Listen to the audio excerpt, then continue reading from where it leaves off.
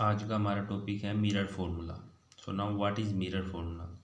देखिए, हमें जब फोकल लेंथ या फिर इमेज की डिस्टेंस या फिर डिस्टेंस ऑफ ऑब्जेक्ट निकालनी पड़ती है तो उसके लिए हम मिरर फार्मूला यूज़ करते हैं। ये सिंपल सा फार्मूला है 1/v plus 1/u is equal to 1/f। अब यहाँ पे v क्या है? इमेज की डिस्टेंस। इमेज की डिस्टेंस जो मिरर से बन रही है, मिरर से कितनी दूर है इमेज। उसके बाद u ऑब्जेक्ट डिस्टेंस, यानी ऑब्जेक्ट कितनी दूर है मिरर से।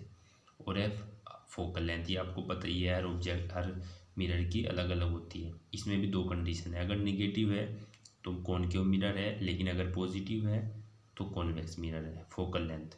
ठीक है, अब इसमें साइन कन्वेंशन का यूज़ करते हैं हम लोग। साइन कन्वेंशन बेसिकली क्या, कुछ साइन मतलब अगर लेट अस सपोज जैसे कोई ऑब्जेक्ट लेफ्ट की तरफ रखा है मिरर के, तो उसमें हम निगेटिव लेंगे उसको, भले ही वो कैसी भी वैल्यू दी हो लेकिन हम उसको निगेटिव लेंगे। अब देखिए, इसको समझते हैं, पहला पॉइंट समझते हैं इसके पहले। If the object is on left side of the principal axis from the mirror then the object will be negative.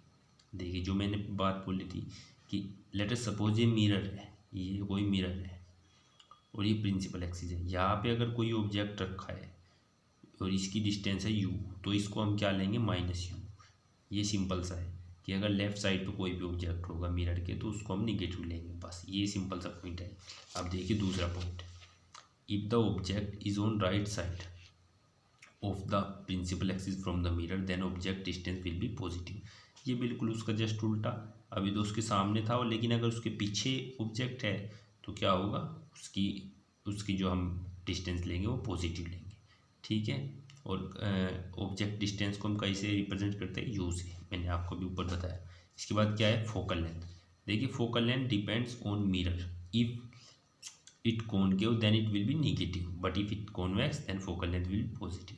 ऐसे याद रखिए कि अगर कॉनकेव मिरर होगा तो नेगेटिव फोकल लेंथ, कॉन्वेक्स होगा तो positive. Convex positive, concave negative. ठीक है, अब देखिए लास्ट पॉइंट देखिए, height above the principal axis are positive and below it are negative. अब आप लोग पूछेंगे कि सर हाइट का क्या यूज़ है इसमें मिरर में, हम तो मिरर फॉर्मूले में तो हाइट का कोई यूज़ ही नहीं है। देखिए, ये आगे आएगा आपके पास, लेकिन मैं आपको बता देता हूँ कि अगर आप हाइट देखेंगे ना, क्योंकि लेट अस सपोज हम मिरर के सामने खड़े हैं तो हमारी हाइट तो होगी ना कुछ, तो हाइट अगर प्रिंसिपल एक्सिस के ऊपर लेंगे तो क्या होगी? पॉजिटिव, लेकिन अगर नीचे लोगे तो क्या होगी? नेगेटिव।